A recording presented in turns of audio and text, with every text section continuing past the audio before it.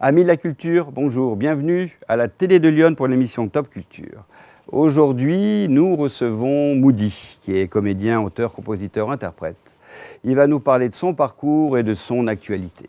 Alors, il n'y a pas d'émission sans invité, mais il n'y a pas d'émission non plus sans régie. À la régie, aujourd'hui, nous avons Célestin, Damien, Charline. Voilà, c'est parti!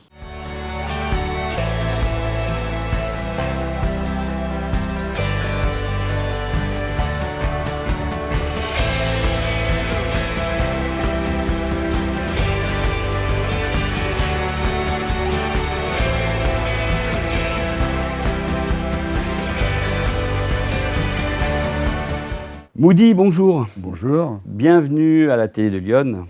Je suis ravi. Donc, vous êtes comédien, auteur, compositeur, interprète. Et pourtant, vous avez commencé en faisant des études de médecine. Voilà, c'est étrange, mais c'est comme ça. Je pense que je l'ai fait parce que mon frère est médecin, il est gynécologue, mais j'ai très vite compris que ce n'était pas ma voie. Alors, comment est-ce qu'on passe de la comédie à la chanson, à la médecine, à la médecine, à la comédie déjà. Voilà. C'est simplement quand on doit travailler son concours en tant qu'étudiant, médecine, on a une guitare dans sa petite chambre d'étudiant et on gratte. Et on se dit qu'on préfère peut-être plus jouer de la guitare que d'apprendre l'anatomie humaine. Donc c'est comme ça que ça a commencé. J'ai mis du temps à comprendre et tout doucement je me suis orienté vers le théâtre. Vers le théâtre. Ouais. Je crois que vous m'avez dit que vous avez eu un théâtre pendant une vingtaine d'années, dans le 20e. Voilà, ça c'était une partie donc de ma carrière. À un moment, oui, je me suis dit que ce serait bien de donner ce que j'ai appris, de partager, et j'ai ouvert un petit théâtre dans les années 99-2000, et un petit théâtre dans le 20e arrondissement de Paris. Qui s'appelait Théâtre de l'Écho, qui s'appelle toujours d'ailleurs le Théâtre de l'Écho. D'accord. Ouais. Vous avez reçu des gens... Oui, de tout, il y a eu beaucoup de choses, c'était à la fois amateur et professionnel, mais je recevais des gens, voilà, des Parisiens, des gens connus, moins connus, mais j'accueillais beaucoup de compagnies surtout, on avait une belle programmation. Que du théâtre?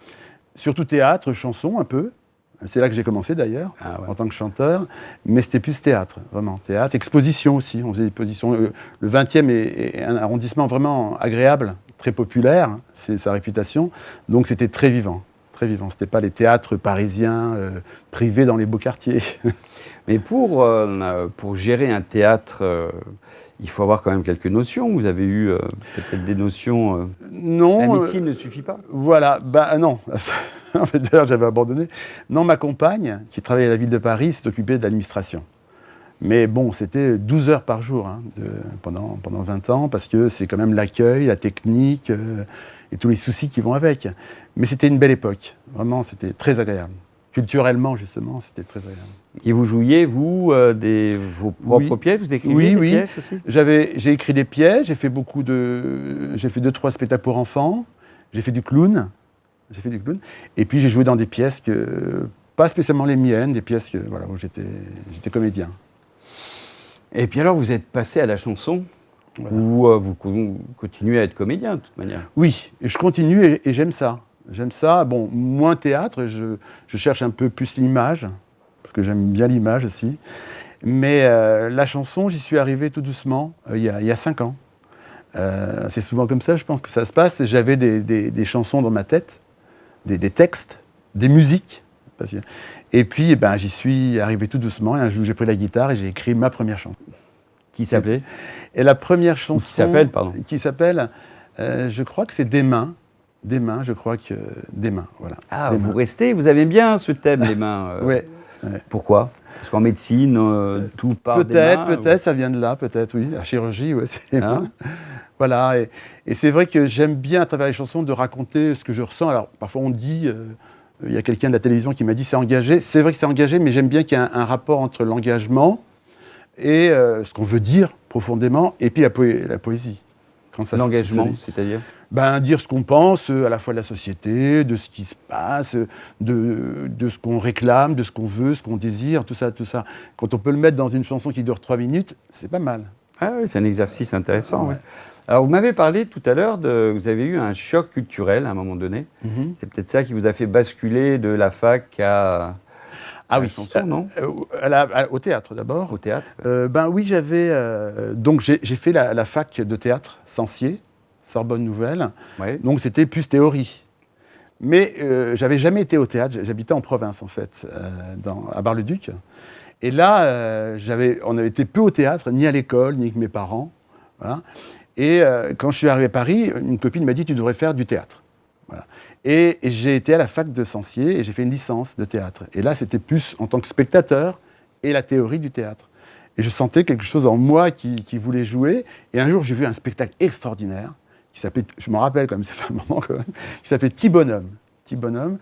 Et c'était fait par des élèves d'une école qui s'appelle l'école Jacques Lecoq, qui existe encore. C'était un grand maître qui s'appelait Jacques Lecoq. Et c'est une école de mouvement, théâtre et mouvement. Un peu comme le mime, vous voyez. Mais sauf que c'est vraiment le mouvement. Et j'ai dit, il faut que je fasse cette école. Il faut vraiment que je la fasse. Et j'ai tout fait. C'est une école très très chère. Mais je me suis saigné aux veines. J'ai été pris, parce que c'était très, très compliqué pour entrer. Ah oui, un concours. On était, je sais pas, on était 300, ils en prenaient 20 je crois. Hein. Donc il fallait y aller, quoi. Et j'ai fait cette école pendant 2 ans. Et c'est là que ça s'est vraiment ouvert. Et j'ai dit, c'est ma passion, donc ça sera ma vie. Et ça doit vous servir, ce côté mime, ce côté théâtre, dans l'interprétation des chansons sur scène. Oui, voilà. Ben oui, parce que en plus le corps, moi j'aime bien le corps en mouvement sur scène, et ça me sert. C'est vrai que ça me sert au niveau émotionnel, au niveau corporel, ça me sert. Ouais. Alors vous écrivez comment? Parce alors, plein de gens écrivent oui, différemment. Moi, c'est souvent, j'ai un thème qui m'arrive, alors je parlerai de goguette, là, un thème qui m'arrive, et puis en général c'est la nuit. C'est la machine se met en marche, et j'ai le refrain qui arrive, lié avec le thème. Et la nuit, je me réveille et j'écris le refrain. Voilà. J'ai le refrain, la musique, nan, nan, nan, paf, ça arrive. Et le lendemain, je commence à écrire les couplets. Ah ouais, donc en fait, la moitié des droits d'auteur vont au subconscient, en fait. Oui, voilà. On ne sait pas d'où ça vient. Non, je sais pas s'il les touche, le subconscient, mais en tout cas... Est-ce que c'est toujours à la même heure? C'est en pleine nuit, je ne sais pas à quel moment du sommeil, mais c'est en pleine nuit, et c'est souvent la musique qui arrive, hein. C'est souvent la musique, la mélodie, et puis hop, je greffe dessus quelques paroles, et je me dis, ah ouais, ça c'est bien. Et après, pour écrire la chanson, je dirais que c'est assez rapide. Il y a des gens qui mettent beaucoup de temps. J'ai entendu que Pierre Perret, lui, il mettait 1 an, 2 ans... Voilà. Les colonies de vacances, ça a pris 20 minutes. Ah bon? Après, il y a d'autres chansons qui durent 30 ans, parce qu'il a un côté perfectionniste. Oui, comme Brassens, tout ça, ouais. Ben moi en général, pareil. C'est sur un seul jet, en fait. Alors après, je peux changer quelques phrases pour arriver à la métrique, mais ça va assez vite. Ouais. Donc vous écrivez l'album assez rapidement, quoi. Ouais, c'est ce que j'ai fait pour l'EP, là. Ouais. Et alors, vous mettez autant de temps, autant au moins d'implication pour l'interprétation? Voilà, je jouais avec aussi des camarades à vous. Voilà, donc je vais les présenter quand même. Il y a Denis Verdier, qui est ma référence absolue, puisque lui, il est musicien, moi je suis gratteur. Oui, je suis comprends. Musicien, je suis gratteur. Et lui, c'est un auteur, compositeur et musicien, multi-instrumentiste. Il a beaucoup de talent pour ça, et c'est lui qui s'occupe après de trouver les mélodies, de faire les arrangements. Il a tout le matériel qu'il faut, il a tous les instruments qu'il faut. Voilà, et puis j'ai aussi un batteur qui s'appelle Dave, qui s'occupe de toute la partie percussion et violon, parce qu'il est aussi violoncelliste. C'est rare que les batteurs soient... Batteur et violon? Ouais, c'est en rare. même temps, quand même. Ah non, si, il peut très bien taper, comme ça. Et alors, les thèmes, vous choisissez les thèmes en fonction du subconscient. Voilà, exactement. Donc le subconscient, les rêves, sont rattachés à ce que le subconscient a retenu de ce que vous avez fait la journée. Voilà. Donc vous voulez faire une chanson sur la mer, vous allez... Prenez un bateau et vous rêvez de la mer, c'est ça? Peut-être. C'est aussi simple que ça, c'est pas possible. Là, par exemple, je parlais de mais par exemple pour des mains. Si on écoute la chanson, en fait, c'est parce que j'avais vu un article dans Libération qui parlait de l'amour chez les handicapés. Les handicapés, voilà. Qui ne peuvent pas bouger, donc. Et je me suis dit, c'est un super thème. C'est un très beau thème. Comment lier le fait d'avoir envie de faire l'amour et de ne pas pouvoir bouger, tout ça. Et c'est pour ça que je suis parti des mains. Ah, c'est handicapé, c'est tétraplégique quand même, des gens qui voilà, ça. Voilà, qui ne peuvent pas du tout bouger. D'ailleurs, est-ce qu'on a quelques photos de vous sur votre dernier EP, là, qui s'appelle aussi Rêver encore, c'est ça? Oui, c'est ça. Voilà. Rêver ER? Oui. Voilà. Oui. Donc, Rêver encore, donc c'est un concert, vous êtes en concert, là.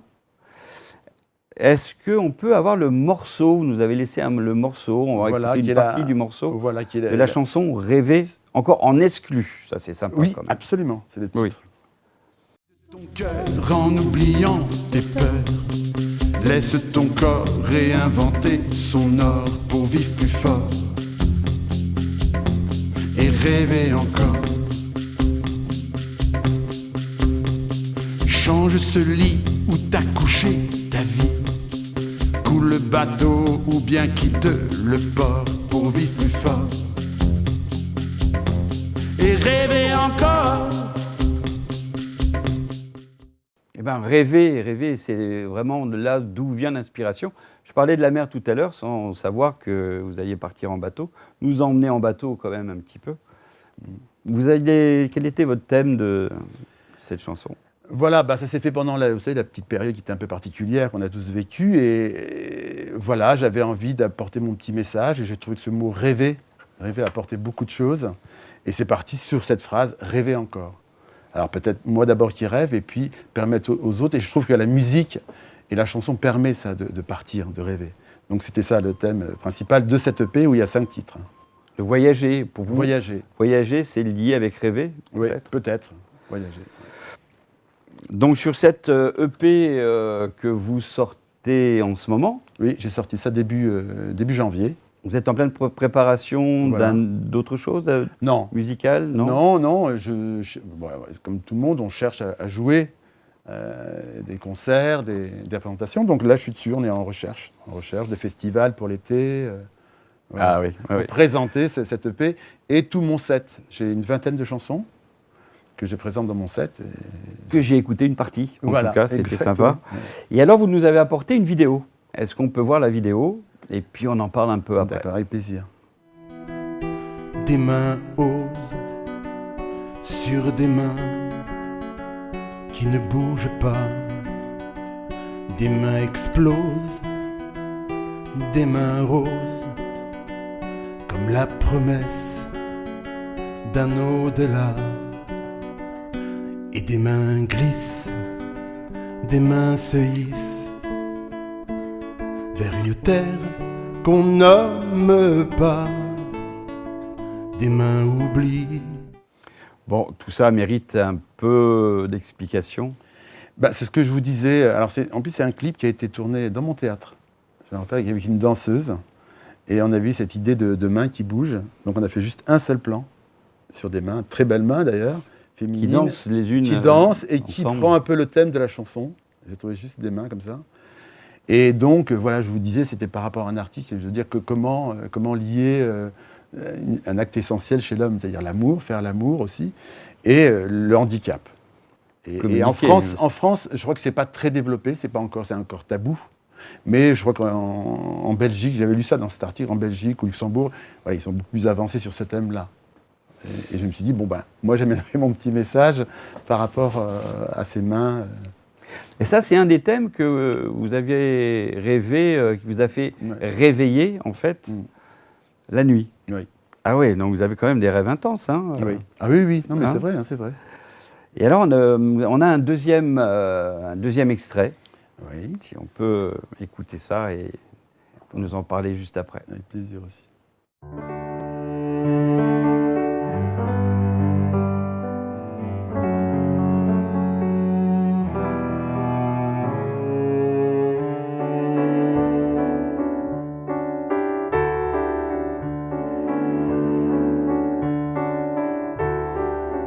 Plantez le germe nouveau. Regardez ce monde d'après, c'est beau. Les enfants, si vous voyez un petit bourgeon pointe son nez. Oui, vous parliez de Pierre Perret tout à l'heure, donc vous avez rêvé de lui encore aussi pour cette chanson? Alors là, justement, c'est par rapport aux goguettes. Faut ouvrir la cage. Voilà, ouvrez la cage aux oiseaux. Voilà. Et là, c'est plutôt planter un germe nouveau pour voir d'autres choses nouvelles apparaître dans les mondes qui arrivent, dans la société future. Bon, la transition est toute faite hein, sur les goguettes. Qu'est-ce donc que ce spectacle? Est-ce un spectacle déjà en premier? Alors, c'est un spectacle qui mêle à la fois un peu théâtre aussi, ce que je disais l'autre, et la chanson, mais ce sont des goguettes. Donc, je ne sais pas si vous savez. Qu'est-ce que c'est? Pas du tout. Alors, les goguettes, ce sont des chansons, on prend des chansons connues, c'est plutôt les années 70-80, avec des chansons de Paul Naref, de Souchon, de Brel, de notre ami Cabrel. Et puis, on change le texte, on garde la mélodie. Hein? Moi, je fais des arrangements, on fait des arrangements avec Denis, on fait des arrangements différents. Et on met un thème dedans, que ce soit un thème politique ou un thème sociétal. Voilà, c'est ce que j'ai fait là par rapport à cette chanson-là. Et j'en ai 14 comme ça. Et à chaque fois, il y a un thème qui m'a parlé. Et ça s'est fait grâce au Maquis de Vareille. Je ne sais pas si vous connaissez. Oui. Voilà, c'est un bar chez Christine et Lionel. Et c'est un bar très bien où ils accueillent du jazz et plein de choses autour. Et tous les dimanches, le premier dimanche du mois, il y a un thème goguette. On donne un chanteur, là par exemple c'est Traîné, et un thème. Et là, cette fois-ci, c'est les femmes. Oui. Et à chaque fois, il y a un thème. Et donc, moi, j'ai écrit des chansons. C'est moi qui ai tiré Traîné la dernière fois, d'ailleurs. Très bien, très bien.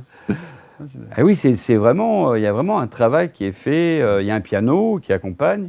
Donc là, il y aura un piano aussi. Il y aura pas de piano, mais bon, là, c'est sur le bande son. J'ai plusieurs versions. J'ai une bande parce que des fois, c'est pas pratique de faire venir les musiciens. J'ai bande son avec des arrangements différents du départ existant. Ou alors, j'ai un musicien, Denis, qui est là. Ou j'ai 2 musiciens qui sont avec moi. Ça va dépendre des formules. Alors, vous avez des tas. Alors, vous dites, c'est la genèse. Comment c'est venu, cette histoire-là, déjà? C'est-à-dire, comme j'y allais tous les dimanches, ça a duré pendant 2 ans. J'écrivais une chanson et je sentais que ça marchait pas mal. Le thème, c'était bien accueilli. Donc, je me suis dit, pourquoi pas en faire un spectacle. C'est vrai que je me suis un peu inspiré de, je ne sais pas si vous connaissez, le trio à 4, qui est les grands gogotiers. C'est 4 chanteurs et une musicienne qui est au piano, qui interprète des goguettes. Et depuis le confinement, ça marche du feu de Dieu. Là, ils vont faire carrément l'Olympia. Hein. Ah oui. Ah ouais. Et ils tournent dans toute la France. Et ça marche très bien, ce thème-là, ce thème de la chanson. C'est cabaret. Et donc, c'est cette idée-là. Donc, je me suis dit, pourquoi pas faire ça, se faire plaisir, et puis faire plaisir aux gens par rapport aux goguettes. Et ça s'appelle 1, 2, 3 goguettes. 1, 2, 3 goguettes. Et donc, vous avez des dates? J'ai 2 dates pour l'instant, j'espère en avoir plus. Vous avez le 12 mars à 20h30 à l'auberge de Bourgogne à Tonnerre. Oui. C'est un super endroit. Ah oui, c'est un super endroit. C'est tenu par un petit peu de ce... Francis Gabory. Oui. C'est un très bel endroit. Francis Gabory, c'est un type que je ne connais pas encore beaucoup, mais qui est très agréable. Je ne sais pas si vous connaissez, non? Pas encore, voilà, bientôt. Quand vous l'aurez au téléphone. On espère le faire venir. Et il est très accueillant. Et ça l'intéresse, il a envie d'accueillir comme ça des spectacles comme ça. Et lui, il a une auberge, enfin un endroit, un restaurant, puis on peut dormir aussi, qui est super. Et c'est un fan de grosses voitures. Là. Donc c'est les Maserati, c'est un fan, il aime ça. Donc il accueille tous les gens qui sont fans de grosses motos, de grosses voitures. Et en même temps, il reste très ouvert, très sympa. Et donc il a dit, moi, je suis partant. Un spectacle, pourquoi pas. Bien, bien. Et donc le 26 mars aussi, à la ferme du Failly, alors ça c'est à Cerisier. Voilà. C'est Jean Martin qui tient ça, c'est un chanteur, animateur qui travaille à France 2, il y a un moment. Et il a créé sa petite scène chez lui. Ils sont 2, il y a Jean et Sylvie, et ils ont une ferme pédagogique, avec des animaux. Ah d'accord. Voilà, ils accueillent les enfants. Et lui, comme il avait besoin de théâtre, de chansons, qu'il chante, il est chanteur, il a créé sa petite scène dans la ferme. Il a sa petite scène avec des lumières, le son et tout ça. Et souvent, il fait des trucs sympas. On peut manger et puis voir des spectacles. On peut manger les animaux ou manger, les animaux. Non, on ne peut pas manger. Non. Sylvie, elle n'est pas d'accord. Très bien.